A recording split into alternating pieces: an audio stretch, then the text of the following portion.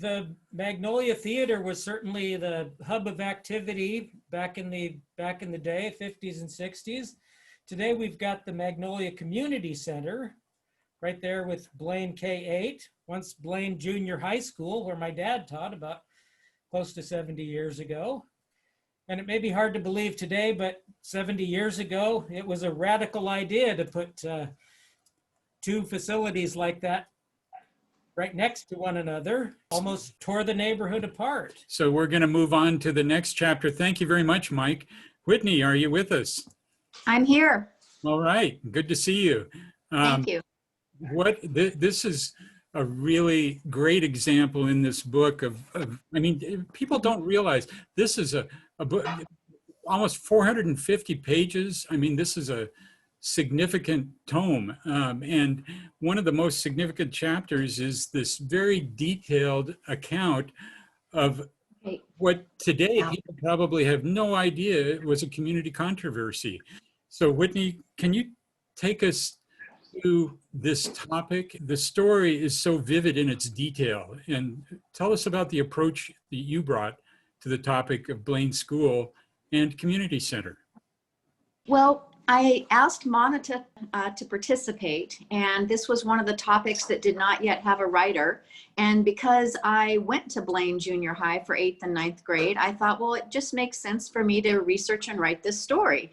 And I just kind of thought it would be about the architecture and about maybe students and teachers that attended and taught there. And I was sharing with a colleague, longtime Magnolia resident, Carol Batchelder, that I was getting ready to start researching and writing this story. And she said, well, I remember when Ione Peterson's house was moved so the school could be built. And I had no idea that there were homes there where the school and the field now exist. I had no idea that houses were condemned. This idea of a house being picked up and moved to a different location in Magnolia was fascinating to me. And I thought, well, I think I have my lead. And I also think I know what I really want to research. And so that was really kind of just a serendipitous door opening. And I promoted the project in a magazine that I send to clients, neighbors, and friends. And one of those who received that magazine, Dave Zatelli, called the Call Monica number and said, hey, are you doing anything on the condemnation? And Monica said, well, yes, Whitney's writing the story about Blaine. And Dave said, well, you know, we're in one of those houses that was condemned and moved, and Whitney's mother helped us buy it. And so when they moved into that house, there was a big box of papers sitting on top of the recycling bin, and it all related to the Barter's home being moved. I mean, it was an absolute treasure trove. I'm glad it wasn't in the recycling bin itself. My goodness. Well, it was almost there, but Dave had the foresight to save it and had the interest in it. And so those pieces from the Barter's family's move were a really kind of almost an intimate view of one family's personal experience. I mean, even on the back of an envelope, it was, you know, I made you a ham sandwich, you can get your own coffee. I mean, it was just, it really transported you back to that time. And I think just realizing that it really was controversial, this concept of combining these two entities. And it was because it was new, and it was because the community had other ideas that had been evolving over several years. And so researching that by reading, you know, park board meeting minutes, school board meeting minute, Magnolia Community Club meeting minutes. And I would suggest that sometimes those meeting minutes might be a little on the sterile side, but you got a sense of what was really happening. I will say that the media back then still got things wrong and still had its own opinions. But that was a fascinating aspect as well. And then I would just say, learning where the other locations where they were talking about putting the school when it was still going to be separate from the community center was really fascinating to me, because it would have completely changed the landscape of Magnolia had the two buildings been separate and had they been put in the locations that were originally identified. You know, the Seattle Times at one point said that this was the biggest community controversy in Seattle that had been seen for many years. And can you drill into it just a little bit more about what made this so controversial? I mean, the project itself, as it turned out to be, was quite unique. And yet, what was the controversy? Is it just to move, how many, 20 houses or so, to uproot them and to put this new concept into place? Can you drill into that a little bit more? Why were people so worked up about it? Well, I think it went way back into the mid-30s when the community was really focused on increasing play space for kids, ball fields, a football field, et cetera. And over time, this idea of this amazing rec center, they referred to it as a Class A field house back then. And I never could find the actual definition of what a Class A field house was, but it was referred to a field house, a civic center. Over the years, this sense of what it was going to just be this amazing community center, you know, with the library, with the school, with the, you know, anyway. And over time, that had just grown really big. And so that was on its own track. And so you then separately had, you know, evolving in the country as a whole, the acknowledgement that junior high schools should be built to separately school 7th, 8th, and 9th graders.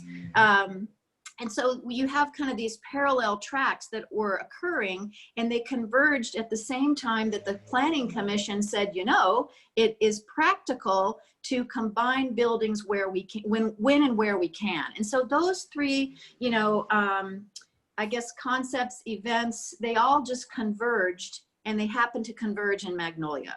And so it was actually fairly complicated. It went back several years.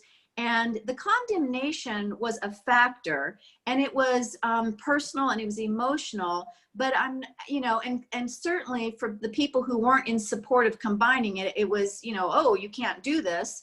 But I think ultimately what happened was the city seemed to be very fair in how it was going to compensate these owners. And I think like the Barter family, who ended up realizing, you know, we're actually going to get something out of this. We're going to make some money. We can keep our house. We can move to a lot that has a view, and we can actually build an addition and make our house bigger. And so what initially might have been considered a negative or was used as a negative, really, I think in the long run worked out for those families. And what was interesting is the concept of them being condemned and destroyed. While I ran out of time to research every single house, it seems like all of those houses were moved. And that was much more common back then than it would be today for us to see a house rolling down the street. And then there's also the idea of the city and the school district working together to put something together uniquely. That had not been done before. No, and it was fascinating to read the meeting minutes from these two entities.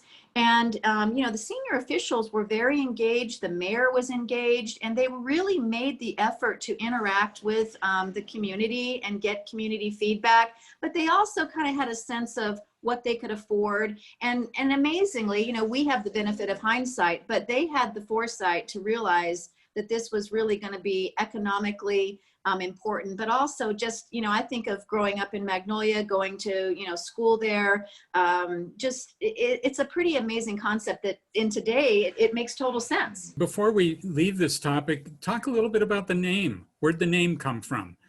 So in the school board meeting minutes, as I recall, the school board president basically said, it may have been the superintendent. I'd have to go back and read my own story. But somehow at that level, it was decided, let's get some names of different, you know, Northwest historic figures, do some research. The school staff did that, brought it back to the school board, and they basically just voted. And Catherine Blaine was one of the top award winners. And how it specifically got assigned to Magnolia, I'm not exactly sure. It might have been sequential in terms of what was going to be built first and second, but that's how we ended up with Catherine Blaine, spelled with an E for many years, and then finally corrected and spelled with an A. Just from reading the chapter, I just have such respect for what you did journalistically to take all of this massive data and synthesize it in a way that is understandable and pulls you through the story so well. And I I'm just curious, after getting this all done, bringing it to fruition, and you look back, what was the most satisfying part of writing this chapter of the book for you? Picking it up today and seeing it in hard copy. That is nice when that happens. There's a glow that happens when you see it in print. It becomes real then. Yeah. And it's really a story of part of the heart of Magnolia. It's terrific. It's terrific. Thanks so much for doing this. Thank you. Here we have a view of what it looks like afterward. We saw the view beforehand. We all can see here how proximate it is to the village and how it's just so central to the core of Magnolia.